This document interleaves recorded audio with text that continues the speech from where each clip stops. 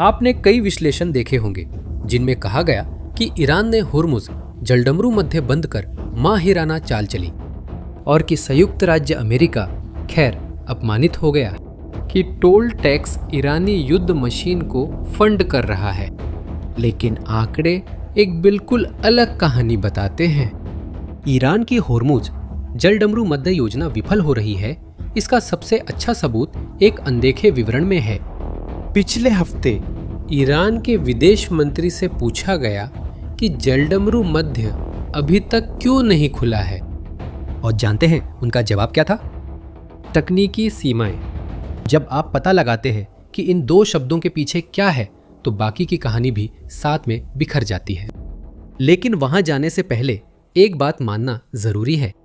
जब संयुक्त राज्य अमेरिका और इजराइल ने फरवरी 2026 में ईरान के खिलाफ हमला शुरू किया तो ईरान को प्रतिक्रिया देनी पड़ी।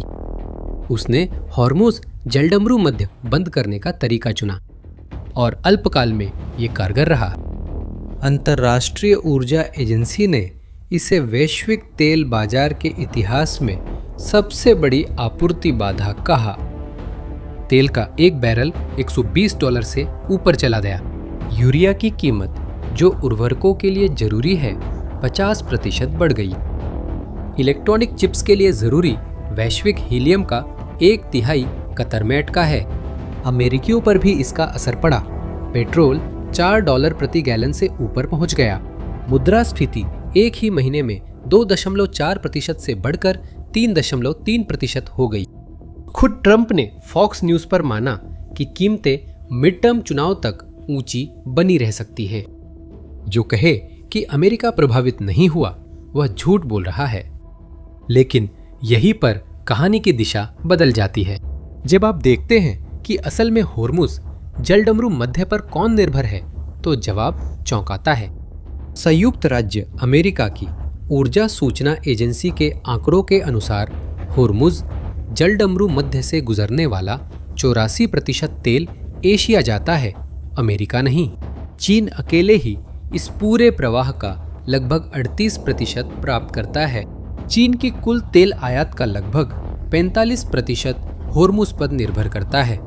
भारत, दक्षिण कोरिया और जापान इसके बाद आते हैं। संयुक्त राज्य अमेरिका, ठीक है, वहां से गुजरने वाले तेल का केवल लगभग 2.5% ही प्राप्त करता है, 2.5%। संयुक्त राज्य अमेरिका के भीतर ही तेल का उत्पादन पिछले कुछ वर्षों में इतना बढ़ गया है कि देश दुनिया का सबसे बड़ा तेल और प्राकृतिक गैस उत्पादक बन गया है। संयुक्त राज्य अमेरिका पर भी कीमत का असर पड़ता है क्योंकि तेल बाजार वैश्विक है। लेकिन उन्हें ऊर्जा आपूर्ति बनाए रखने के लिए होर्मुज पर निर्भर नहीं रहना पड़ता। चीन, हाँ, निर्भर करता है। और ये सिर्फ चीन की बात नहीं है। ईरान के पड़ोसी देश तबाह हो गए हैं। खाड़ी देशों को अपनी 80% से अधिक कैलोरीज स्ट्रेट के रास्ते आयात करनी पड़ती है। जब ईरान ने उस रास्ते को बंद कर दिया तो उन खाद्य आयातों में से 70% रुक गई। खाद्य पदार्थों की कीमतें 40% से लेकर 120% तक बढ़ गई। बहरीन लगभग ढह गया था। संयुक्त अरब अमीरात को देश की मुद्रा को संभालने के लिए $5.4 अरब डालने पड़े। कुवैत और कतर पीने के पानी के लिए लगभग पूरी तरह से अलवणीकरण संयंत्रों पर निर्भर है। इन संयंत्रों के बिना नल में पानी नहीं आता। इनमें से कुछ पर ईरानी हमलों का निशाना बनाया गया था। परिवार पानी के लिए कतार में है, जबकि ईरान खाड़ी के दूसरी ओर जहाजों से टोल वसूल रहा है। दुनिया के दूसरी तरफ फिलीपींस ने ऊर्जा आपातकाल की घोषणा कर दी है क्योंकि वे लगभग सारा तेल आयात करते हैं, जिसमें से बड़ा हिस्सा मध्य पूर्व से आता है। दक्षिणी इराक में तेल उत्पादन 70% से भी अधिक गिर गया है। यानी ईरान ने अमेरिका पर कोई सटीक हमला नहीं किया है।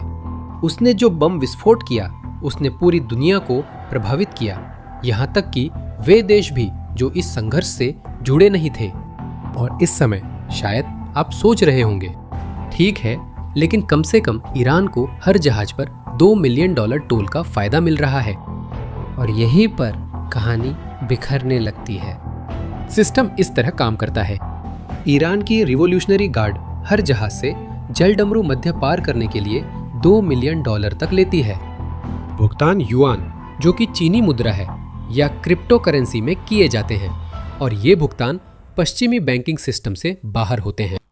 ईरानी संसद ने मार्च अंत में इसे कानून बना दिया।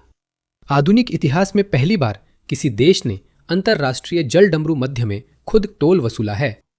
कुछ इन्फ्लुएंसर्स ने इसका हिसाब लगाकर चौंकाने वाले आंकड़े पाए। 150 जहाज प्रतिदिन $2 मिलियन से गुणा करे तो ये 300 मिलियन प्रतिदिन या $7.5 बिलियन प्रति माह होगा। ये तो सोने की खान जैसी लगती है। ये गणना वायरल हो गई, हजारों बार साझा की गई और लगभग किसी ने भी ये जांचने की कोशिश नहीं की कि आधारभूत आंकड़े सही थे या नहीं। लेकिन असली आंकड़े कुछ और ही कहानी बताते हैं।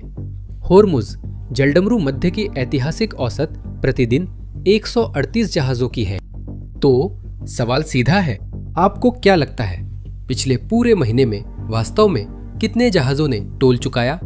लॉयड्स लिस्ट इंटेलिजेंस के अनुसार, जो दुनिया की सबसे बड़ी समुद्री इंटेलिजेंस एजेंसियों में से एक है, केवल 142 जहाजों ने 1 मार्च से 25 मार्च के बीच जलडमरू मध्य को पार किया। पूरा महीना, हर दिन नहीं, पूरा महीना। और लॉयड्स ने मार्च मध्य से टोल सिस्टम का इस्तेमाल करने वाले जहाजों में से सिर्फ 26 को ही ट्रैक किया है। 26। और हाल के लगभग 90% ट्रांजिट का कोई न कोई संबंध खुद ईरान से है। ये ईरानी जहाज उसी जलडमरू मध्य में घूम रहे हैं। अंतर्राष्ट्रीय विश्लेषकों का सबसे यथार्थवादी अनुमान है कि अगर सब कुछ पूरी तरह से चले तो टोल से सालाना लगभग $12 अरब की आमदनी हो सकती है। ये बहुत ज्यादा लगता है जब तक आप इसकी तुलना उन $30 अरब सालाना से नहीं करते जो ईरान युद्ध से पहले तेल निर्यात से कमाता था। टोल से ईरान को जितनी हानि है उसका आधा भी नहीं मिलता। G7, जो 7 बड़ी अर्थव्यवस्थाओं का समूह है, पहले ही इस प्रणाली की निंदा कर चुका है। अमेरिकी विदेश मंत्री मार्को रूबियो ने इसे दुनिया के लिए अस्वीकार्य और खतरनाक बताया।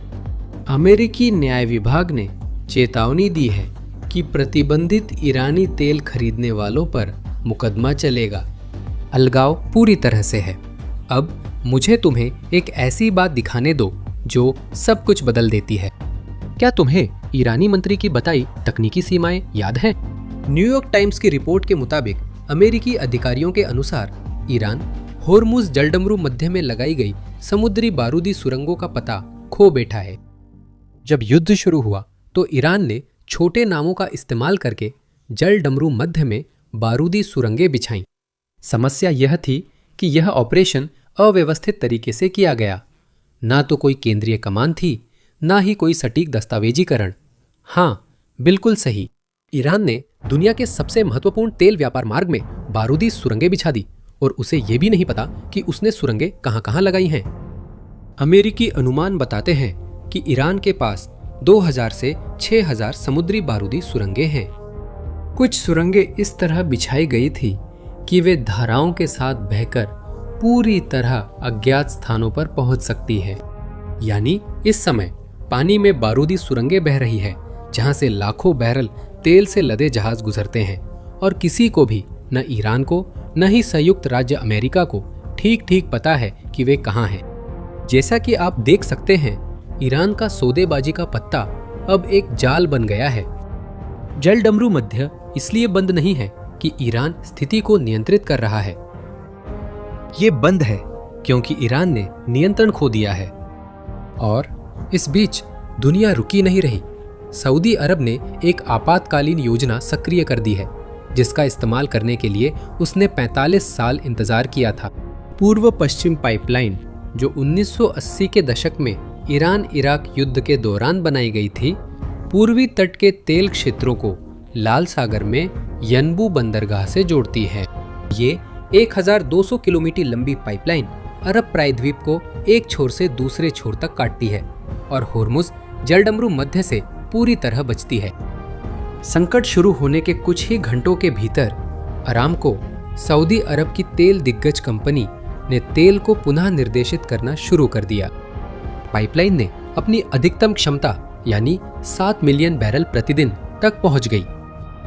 यानबू से कच्चे तेल का निर्यात 5 मिलियन बैरल प्रतिदिन और लगभग 1 मिलियन बैरल रिफाइंड उत्पाद भी भेजे गए। संयुक्त अरब अमीरात ने भी यही किया।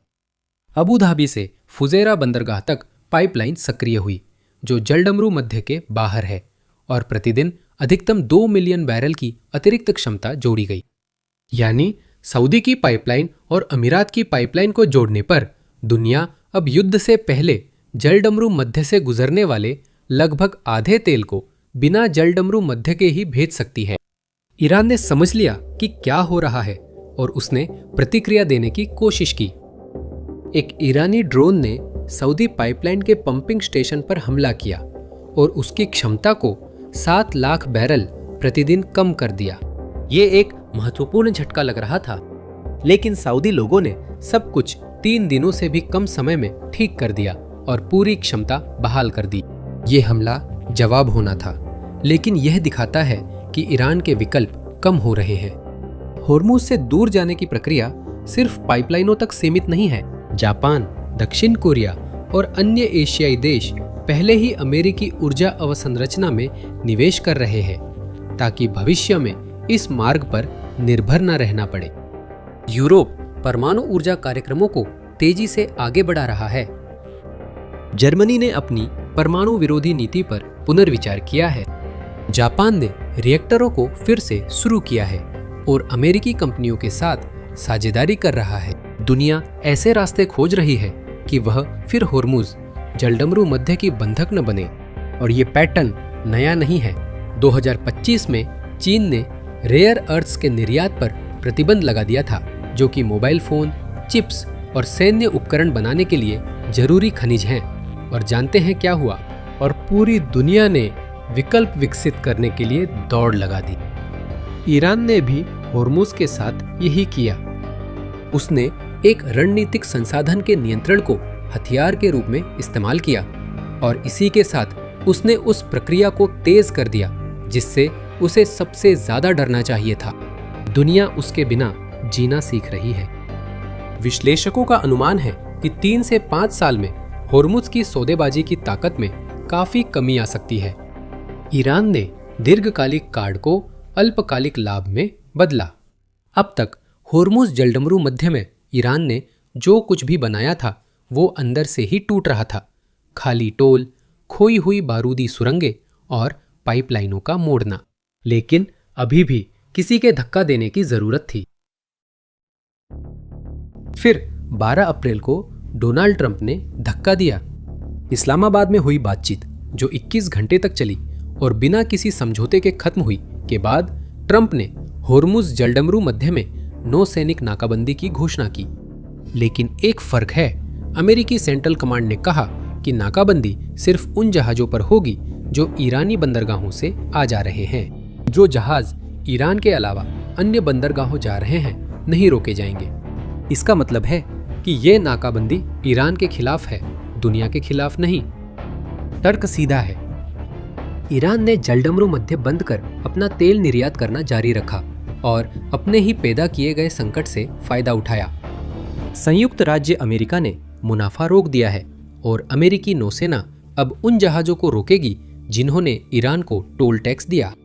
नाकेबंदी के साथ ईरान की सारी तेल आय बंद हो गई है।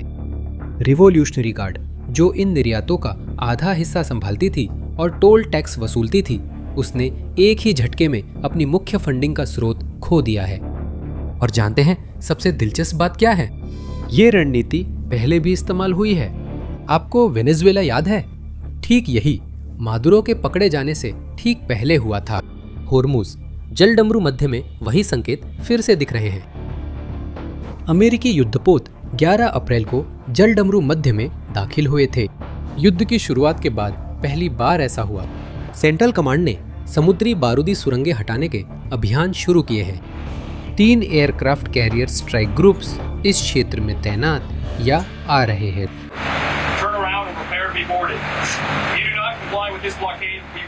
पहले 24 घंटों में सेंट्रल कमांड ने घोषणा की कि नाकाबंदी पूरी तरह से लागू हो चुकी है और ईरान का समुद्री व्यापार पूरी तरह से काट दिया गया है।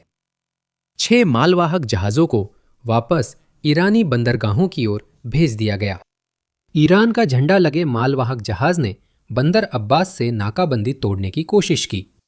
अमेरिकी विध्वंसक USS स्प्रुअन्स ने जहाज को रोक लिया और उसे वापस भेज दिया। और ये सिर्फ ईरानी जहाज ही नहीं थे। चीन से जुड़े 2 तेल टैंकर नाकाबंदी क्षेत्र के पास पहुंचे और फिर पीछे हट गए। उन्होंने यू टर्न लेकर फिर से खाड़ी में चले गए। चीनी शैडो फ्लीट, जो वर्षों से झूठे झंडे और छेड़छाड़ किए गए ट्रांसपॉन्डर का इस्तेमाल करके ईरानी तेल का परिवहन कर रही थी, पहली बार हिचकिचा रही है। कुछ दिनों बाद संयुक्त राज्य अमेरिका ने और भी आगे बढ़कर कदम उठाया। कमांड ने घोषणा की कि ईरानी जहाज़ों, प्रतिबंधित जहाज़ों और तस्करी के संदेह वाले जहाज़ों को दुनिया में कहीं भी रोका और जब्त किया जा सकता है। सिर्फ जलडमरू मध्य ही नहीं, किसी भी महासागर में। अमेरिकी ट्रेजरी ने ईरानी तेल की तस्करी से जुड़ी 24 से अधिक व्यक्तियों और कंपनियों पर प्रतिबंध लगाए हैं। दूसरी ओर ईरान के पास लगभग कोई नौसैनिक क्षमता नहीं है। संयुक्त राज्य अमेरिका के लिए खतरा बने सभी जहाज खत्म कर दिए गए हैं। रिवॉल्यूशनरी गार्ड के नौसेना कमांडर एडमिरल तंग सीरी, जो सीधे तौर पर जलडमरू मध्य को बंद करने के जिम्मेदार थे, मार्च में एक इजरायली हवाई हमले में मारे गए थे। ये सब घड़ी की टिक टिक के बीच हो रहा है। पाकिस्तान द्वारा मध्यस्थता किया गया युद्ध विराम 22 अप्रैल को समाप्त हो जाएगा। कुछ ही दिन बाकी है। दोनों पक्ष इस्लामाबाद में बातचीत के लिए बैठे। वे 21 घंटे तक एक टेबल पर बैठे रहे और कहीं नहीं पहुंचे। इस बीच एक ऐसे कदम में जिसने बहुत से लोगों को चौंका दिया, इजराइल और लेबनान ने 10 दिनों के युद्ध विराम पर सहमति जताई। ट्रंप ने घोषणा की कि दोनों देशों के नेता 34 साल में पहली बार आपस में बात करेंगे। अगर लेबनान समीकरण से हटता है तो ईरान वार्ता में दबाव बनाने का एक और जरिया खो देगा। कारण परमाणु कार्यक्रम।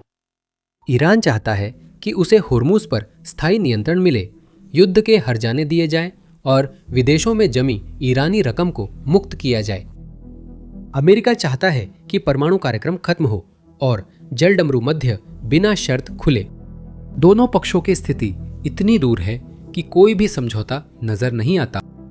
किसी पक्ष ने नहीं बताया कि समझौता न होने पर, समय सीमा खत्म होने पर वे क्या करेंगे। और यही वो बात है जो इस गतिरोध को इतना खतरनाक बना देती है। ईरान के पास परमाणु कार्यक्रम ही आखिरी तुरुप का पत्ता हो सकता है। ये ईरान के पास आखिरी तुरुप का पत्ता है और यही वजह है कि संयुक्त राज्य अमेरिका इस मुद्दे पर अडिग है कि यह किसी भी हालत में बातचीत के लिए नहीं है। हॉर्मुजिस को बंद करने से ईरान इतना कमजोर हो गया कि वह अपनी सबसे चरम और सबसे खतरनाक विकल्प तक सीमित रह गया। और एक और बात है जो दिखाती है कि दबाव कैसे बढ़ता जा रहा है। ईरान के विदेश मंत्री ने चीनी विदेश मंत्री को फोन करके समर्थन मांगा और अमेरिकी नाकेबंदी के खतरनाक परिणामों के बारे में चेतावनी दी। दूसरी ओर ट्रंप ने कहा कि चीन जलडमरू मध्य के फिर से खुलने से बहुत खुश है और उसने ईरान को हथियार न भेजने पर सहमति जताई है। सच हो या न हो, संदेश साफ है। ईरान का सबसे बड़ा व्यापारिक साझेदार भी अब अमेरिकी पक्ष की ओर खिंचता जा रहा है। ईरान ने जब होर्मुज जलडमरू मध्य बंद किया तो दुनिया ने इसे मास्टर स्ट्रोक बताया। 6 हफ्ते बाद भी जलडमरू मध्य अभी भी बंद है, लेकिन ऐसा इसलिए नहीं है क्योंकि ईरान चाहता है। कई बार जो कहानी सबसे ज्यादा वायरल होती है वही हकीकत के सबसे करीब नहीं होती। इस मामले में दोनों की दूरी बहुत ज्यादा है। मैं ये सवाल आप सबके लिए छोड़ता हूँ, जवाब कमेंट्स में दें। क्या होर्मुज जलडमरू मध्य को बंद करना एक मास्टर स्ट्रोक था या यह ईरान की सबसे बड़ी रणनीतिक गलती थी? अगर इस वीडियो ने आपको कुछ ऐसा दिखाया है जो आपने दूसरी विश्लेषणों में नहीं देखा था, तो इसे किसी ऐसे व्यक्ति के साथ साझा करें जिसे असली आंकड़े देखने की जरूरत है। इस चैनल को सब्सक्राइब करें ताकि आप अगले घटनाक्रम देख सकें। हम अगली बार मिलेंगे।